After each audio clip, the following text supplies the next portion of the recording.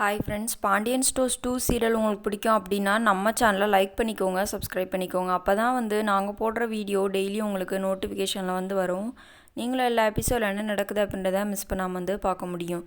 சரி வாங்க ஃப்ரெண்ட்ஸ், இன்றைக்கி பாண்டியன் ஸ்டோர்ஸ் 2 சீரியலில் என்ன நடக்க போகுதுன்னு சொல்லி பார்த்தலாமா? வாங்க பார்க்கலாம். ஆமாங்க, கோர்ட்டு விட்டு வீட்டுக்கு வந்தோன்னா பாவம் நம்ம மயிலை அவங்க அம்மா போட்டு பயங்கரமாக திட்டுன்னு சொல்லி திட்டாங்கங்க.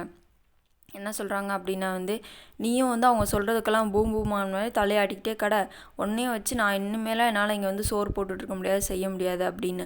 ஆனால் உண்மையாகவே சொல்லணும் அப்படின்னா மயில் மேலே பாதி தப்பு தான், முழு தப்புமே அவங்க அம்மா அப்பா மேலே தான். அவங்க தான் இவ்வளோ பொய் சொல்கிறதுக்கு செய்கிறதுக்குவே காரணம்.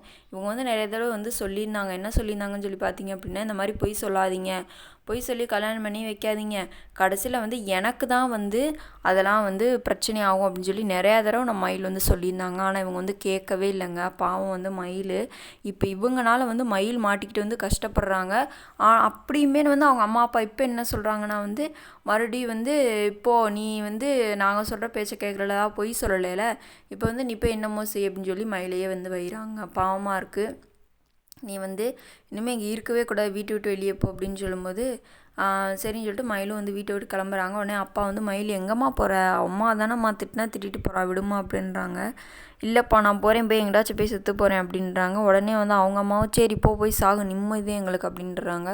சரின்னு சொல்லிட்டு மயிலும் அழுதுகிட்டே போகிறாங்க. போய் ஒரு கேணியில் போய் குதிக்க போகிறான்னு சொல்லிட்டு போகிறாங்க.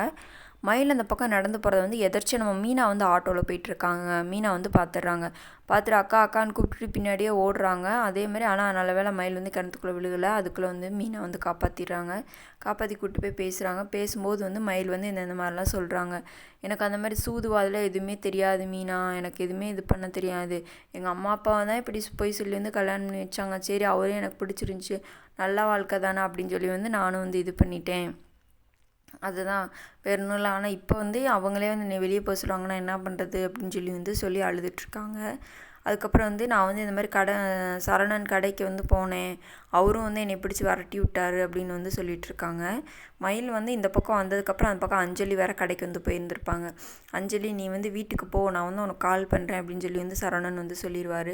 உனக்கு எந்த பிரச்சனையும் இல்லைல்ல, செய்யலை அப்படின்னு சொல்லி கேட்டு அவங்களும் வீட்டுக்கு கிளம்பிடுவாங்க. இதோட மீனாவும் நம்ம மயிலும் பேசிட்டு நின்றுச்சு.